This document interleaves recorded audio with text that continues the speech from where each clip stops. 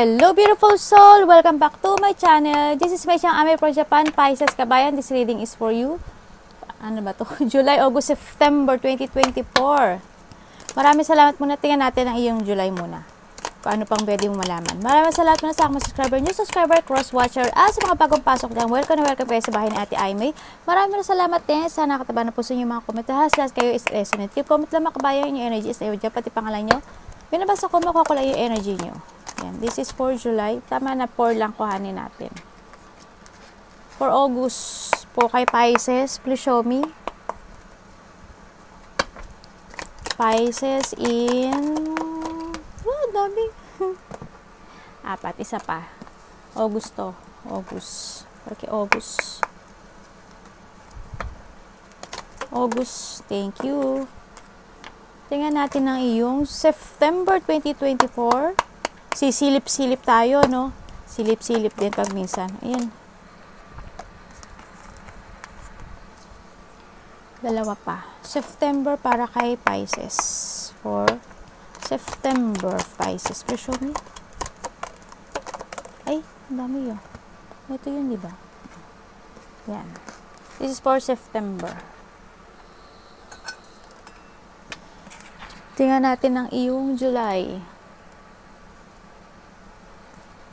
Finger, my goodness. Okay, finger. Warning, you are a Ingat, dahil may maaring magkaroon ka ng problema today and in the future. Pag-ingatan mo rin yung finger mo. Maaring masugatan ka, mahiwa ka, maputol, magasgasan, or anuman. Okay? Oh my God, the broken wishbone. Wish will not be granted sa ngayon. May mga wish ako na nakikita na hindi pa siya matutupad. Okay? Ingatan mo rin ang leg mo. You are stepping into a new experience. Maaring may mga new experience in life. Maaring may mga kabiguan. May mga mangyayaring experience in life na bago. O may mga gagawin ka. Maaring, no? Yan. Baka maaring kung may problema ka in the past, maaring mariresolve na yon, and then you entering to a new experience in life. Bagong buhay, bagong sigla. Example lang yun, ha. Tapos tandaan nyo, kamay nyo, paa nyo, baka sumakit ang paa nyo, magasgasan kayo, madapa kayo, matipilo kayo. Mag-ingatan nyo ang kamay at paa nyo. Baka manakit ang paa mo, binti mo, ano man yan, no? And we have the caterpillar. Things will not always be this way. A change is coming. Okay, simula this July, no? Yan, may mga pagbabago talaga. May mga pagbabagong mangyayari talaga this July sa'yo, no? Umaga, di ba, yung caterpillar, parang sila yung ano, di ba, nagiging paro-paro. Di ba? Tama ba ako? Yun na nakita ko. Basta may mga change na darating. Pisces in July. Please show me. Oh.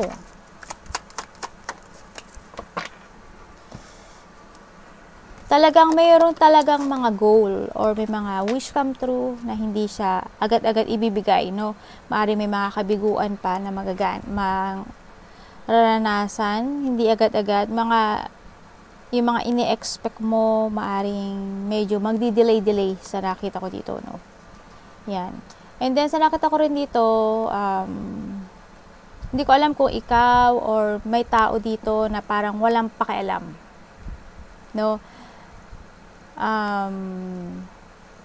Parang kailangan mo raw intindihin yung sarili mo, mababurnout ka.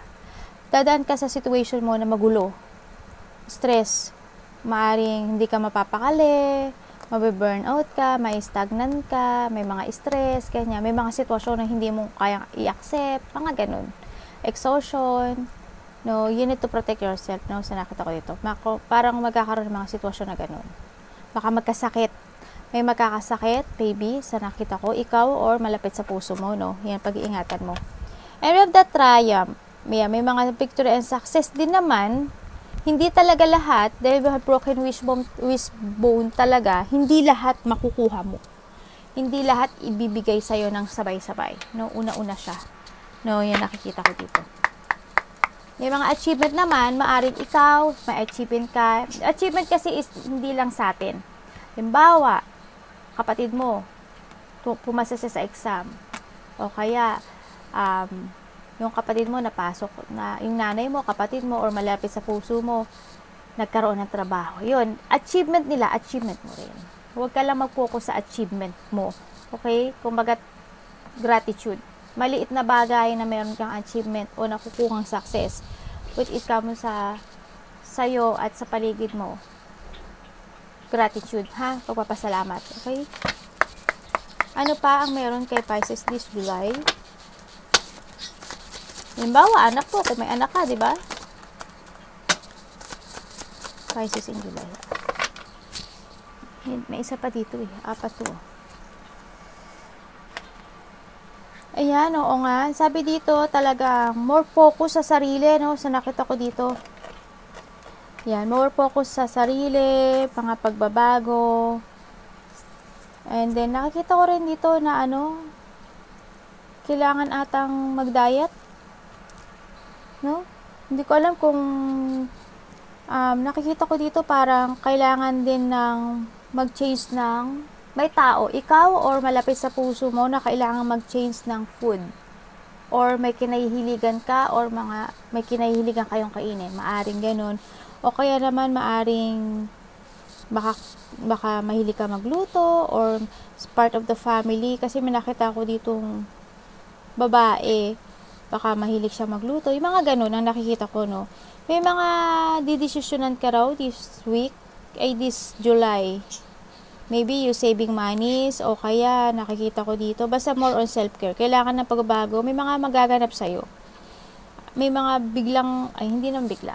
May mga magaganap na pagbabago which comes to your life. Lalo na rin sa mga decisions in life, sa yung mga hinihintay mo, maaring yung iba o doon maganap o mangyari na, yan. Parang nakikita ko may hinihintay ka rin. Maaring yung iba doon makuha mo na, matanggap mo na this July, Hindi ka talaga sabay-sabay. May mga hindi agad matatanggap, may mga matatanggap pa rin na achievement sa nakikita ko dito. May mga sitwasyon ako nakikita ko na this July may mga ka raw eh. Parang iisip, hindi ko alam kung analyzing o strategizing o may mga progress akong nakikita dito. May aayusin ka ata? Parang ganun. No? Parang iba dito, may harvest ka naman. May makukuha ka naman na iba. Pero may mga proseso ako nakikita sa iba. Yan.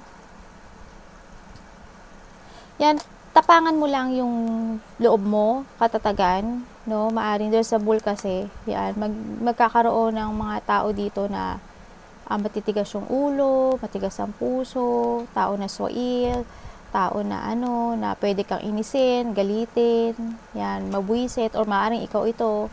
Yan, basta lakasan mo lang yung loob mo, ganyan. Do not back down from the opposition. Hayaan mo lang siyang mainis, yan. Kasi also this is a bull, ibig sabihin, this is a Taurus. Maybe you are dealing with a Taurus. No, sa nakita ko dito. Baka dealing mo is sa Taurus, baka kapatid mo, karelasyon mo, tatay mo, yan. Maybe you are dealing with sa zodiac sign na yan. Yan, may mga short journey ako nakikita dito, no? Maaring may mga sitwasyon na panandalian lang na mangyayari, no? Yan, yung siguro, this August siguro, or maybe ngayon, nangyayari na yun sa inyo, no? Maybe you are involved in a law. Baka may nagaganap na law sa inyo, no? Or maybe may mga sitwasyon na gusto mo ng clarity, gusto mo ng i-correct, o kaya ikaw or a part of the family or karelasyon, mga ganon. May mga sitwasyon na may gusto mong ipaglaban, na gusto mong balansihin, na gusto mo ng fairness. May mga ganon, may mga may mga sitwasyon na didesisyonan sa nakikita ko. We have that third drop. Yan, siguro magiging ka this August, medyo madamdamin. Yan, medyo may dadaan ka siguro sa kalungkutan. No? Kalungkutan mo sa sarili mo. Siguro yung mga hindi mo makukuha agad-agad na achievement, na hinihiling. Maaring ganun. Basta siguro makakaramdam ka ng konting lungkot. Yun ang nakita ko. Sa iba, ha? Tingnan natin. Pisces in August. Maaaring ikaw or a part of the family. malapit sa puso mo.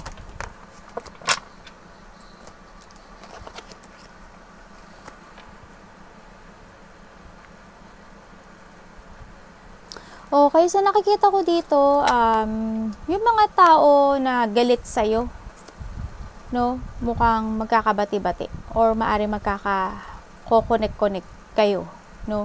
Yung mga tao in the past, maybe in the past, or mangyayari pa lang itong August, or nangyari na mga nakaraang panahon, o months man yan, yung mga nakaaway mo, yung mga tao na ayaw sa'yo, maaring maging okay na, kumbaga magtatapos yung mga conflict, yung mga hindi pagkakaintindihan, magkakaroon na siguro ng peace, or maari din naman sa iba dito na nakikita ko na maaring hindi ka man maging okay, parang iintindihin mo na lang yung sitwasyon. Ganyan, para makikipag-cooperate ka na lang, makikipagkaisa ka na lang, parang, pero deep inside hindi mo gusto. Parang kailangan lang. Mga ganun. No, may nakita rin ako dito na medyo, hindi ko alam kung ikaw or vice versa, na parang may natatakot na kumprontahin. Yan, may mga ganun. Parang may tao ako nakikita na naghahanap ng, they looking for agreement, pag-uusap, ganyan. Para magkaroon ng understanding. May mga ganong sitwasyon ako. Ikaw or malapit sa puso. Sa nakikita ko rin sa'yo dito, yan nga, may mga sitwasyon talaga na dadaan ka sana, maiirita ka, na feeling mo, puro negative, nakakaramdam ka ng bigat, ng pakiramdam. Siguro, yung iba dito sa inyo, baka makakita kayo ng mga anino, managinip kayo na hindi nyo maipaliwanag, yung mga supernatural something na hindi mo ine-expect na makikita mo or mararanasan mo. Yung mga ganon. No, o kaya magbuwisit ka lang doon sa katabi mo, nakala mo aswang siya. Yung mga ganon sitwasyon.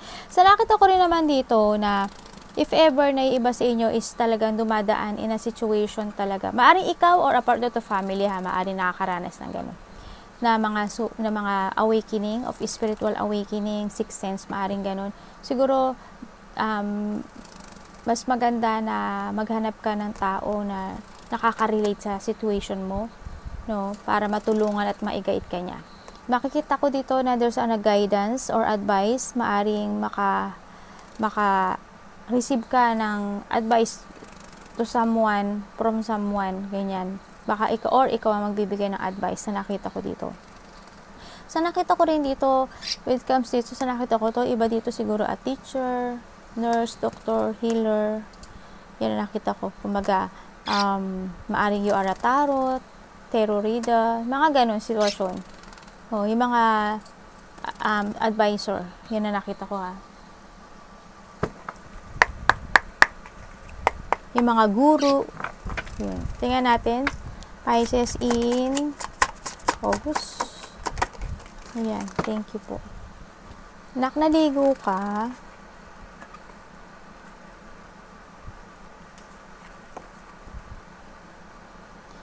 Talaga nga dito kasi sitwasyon mo na meron na ako nakikita na mga aalisin mo sa buhay mo. May mga magtatapos na talaga. Yun, and then yun nga, nakita ko naman na yung mga tipuan mo, yung mga sitwasyon na mga pinaglaban mo, na lumaban ka sa hamon ng buhay. Nakita ko naman yung still standing pa naman, and ready ka pa naman din to fight sa nakita ko. Yun nga, andun na lang magkakaroon na ng mga aalisin o magtatapos na sitwasyon sa iyong buhay. Sa nakita kong ganun. Nakikita ko rin dito na may mga sa iba sa inyo, siguro may mga opportunity na darating, no? Kung ano man opportunity na magdarating sa'yo, yun na lang, depende na lang kung i-reject mo siya or i-accept mo siya. Parang ganun nakikita ko. Magkakaroon ka rin na maraming question in yourself, ganyan, tapos may mga sitwasyon na onino pang action mo, magdadalawang isip ka, yan, medyo mahihiraman ka sa mga choices, sa mga gagawin mo, makakaramdam ka ng mga maboboard ka, mapipiling stuck ka, madi-dissatisfaction, may mga ganung bagay, may mga ganung impact ako nakikita sa'yo, no? This, August, sa nakita ko dito. Anak, tingnan natin, Tortoise, slowly but surely getting ahead. Yeah, siguro may mga gagawin ka na matagal mo nang ginagawa, no, sa nakita ko dito, or gagawin mo pa lang na gusto mong maka-make sure bago mo siya umpisahan, no? O kaya may mga matagal ka nang hinihintay, then ma-achieve mo na siguro paunti-unti. Yun na nakikita ko dito. O kaya, yun nga, baka may gawin ka na you want to make sure muna bago mo umpisahan, no? So, nakita ko ito, maaaring you are dealing with a woman, maaaring ikaw ito, or karelasyon mo ito, nanay mo, kapatid mo, yan, or makikilala mo pa lang siya. With blonde, gray, or white hair, no? So, nakita ko dito. Kung sino man siya, bago luma man siya, yan. Connection mo man siya. Yes, we have the horseshoe. This September, nakita ko dito na may good luck. Yan. Simula dito sa July, yung unti-unti makukuha mo yung wish mo, baka dito by September, yan, baka ibigay na sa'yo yun, no? Baka yung antagal mo nang hinihintay, dito, September siya dumating, no? May stuff tayo will be taken care of a difficult time. Yan, may mga difficult time daw ako nakikita sa'yo. Yan. You have taken her in a difficult time daw, sinasabi si staff. And with the bouquet, maaari may mga compliment from admirer, maaring may marireceive na flower, o kaya may mga, ikaw baka may magkaroon ka ng crush, or there is someone who's na magiging crush mo, hahanga ka. Hindi, admirer, hindi, sa tingin ko hindi naman siya totally pag ayaw niya naman ng relationship, okay lang, baka mag-crush lang yun, o kaya hahanga ka lang sa tao, o kaya may tao na hahanga sa'yo, magagandaan sa'yo, yung mga ganun, o kaya pwede siyang patungo sa sa love, diba? Why not, diba? Yun na nakikita ko dito. Pisces in September. Yung mga anak ko, naligo sila. Ginawa nila akong patungan at ginawa nila akong patuyuan. Diba? Mabait ng mga anak ko to eh. Pisces in September. Thank you po.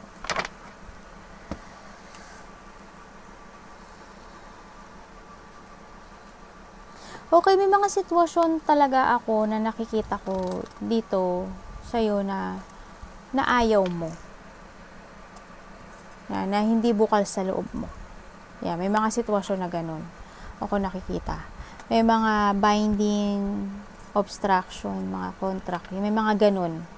May mga sitwasyon din ako na nakita na kahit hindi pupukol. Ano ba yun? Yung parang hindi naman dapat pero gagawin mo. May mga ganun. Ipagpipilitan mo, or maybe ikaw or malapit sa puso mo. May mga ganun sitwasyon. O kaya ayaw mo pero kailangan. Ganun na nakita ko. And then nakita ko dito, siguro may mga i-develop ka. Kung ikaw is nagkakaroon ng mga sixth sense, spiritual awakening, siguro this is a time to learn.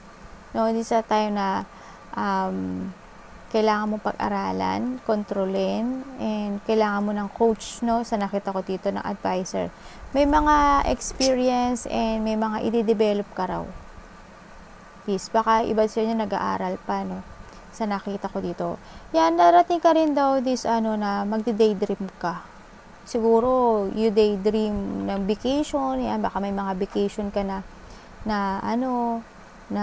pinuntahan, no? Tapos maaalala mo yun makikita ko. O kaya may mga lugar na gusto mo puntahan, yan, magdi-daydream ka, magi-illusion ka, yan, yung mga napuntahan mo at gusto mong puntahan, maaring ganun, no? Yung daydreaming sa nakikita ko dito. Tingnan natin ang sa tarot card mo. Pisces in September. Hala? Okay. September, Pisces. Thank you.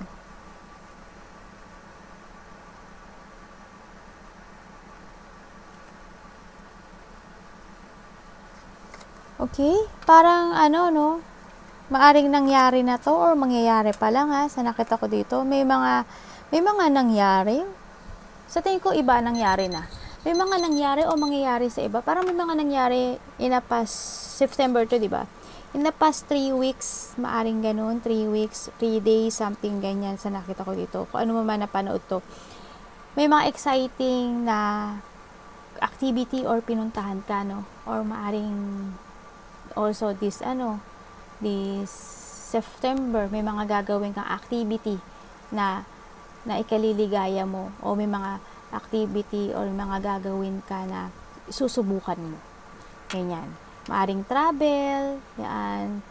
Maaring kung ikaw is nag-travel, di ba, baka may naalala kang travel, o kaya may gusto ka rin puntahan, baka ilusyonin mo yun, i-daydream mo yun, baka pag-aralan mo siya, o kaya may mga sitwasyon na, if ever lang ha, na when it comes sa travel o mga activity na nakikita ko, kahit hindi pwede, pagpipilitan mo, siguro yung mga ganong part. Kung ano man yun, i-resonate mo yung sarili mo.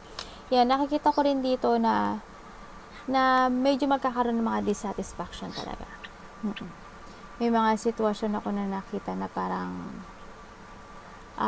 maboboard ka. Maraming tanong, kumbaga, ang nakita ko dito. Yan, may mga, marami na nakita ko dito. May mga offer din. Ako, baka may mag-alok sa'yo na lumabas naman tayo, mag-date naman tayo, mag-travel naman tayo, mag-chill naman tayo. Baka may mga ganun, no? Tapos pag-iisipan mo siguro siya sa nakikita ko dito. Kung ano man yung excitement part na yun, congrats, no? Baka iba dito related with comes sa trabaho, no? Related sa activity, kung ano yung mga gusto nyo activity na gustong gawin. Arigatou namaste, God bless.